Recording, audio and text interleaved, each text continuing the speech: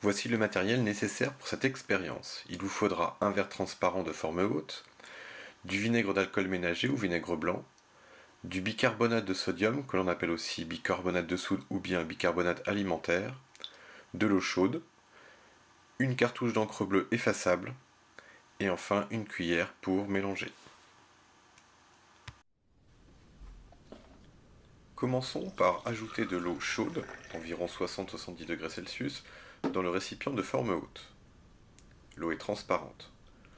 On ajoute ensuite quelques gouttes de l'encre bleue effaçable.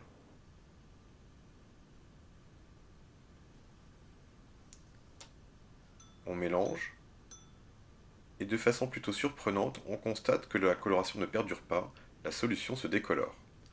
On ajoute alors du vinaigre blanc. La coloration bleue de l'encre réapparaît aussitôt. L'ajout de vinaigre a rendu la solution plus acide, et on constate que l'encre est visible en milieu acide.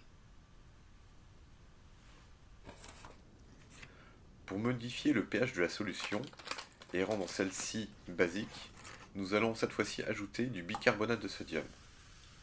Il se produit une réaction effervescente qui traduit la réaction entre le bicarbonate et le vinaigre.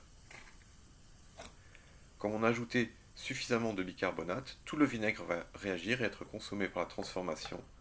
Le milieu devient basique, et à ce moment-là, on constate que la coloration bleue disparaît à nouveau.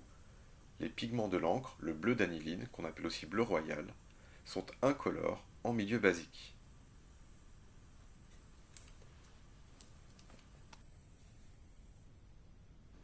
Cette réaction entre le vinaigre acide, source d'ion hydrogène H+, et le bicarbonate de sodium, basique, source d'ion hydroxyde HO-, est-elle réversible? Pour le savoir, on ajoute à nouveau du vinaigre blanc. Une transformation chimique s'opère, elle est visible par le dégagement de dioxyde de carbone, avec l'effervescence qu'on observe dans le verre.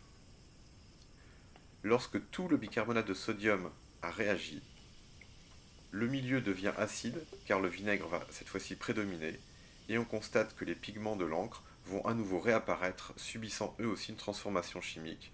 Ils deviennent bleus et visibles en milieu acide. On retrouve donc ici le bleu d'aniline, parfaitement visible.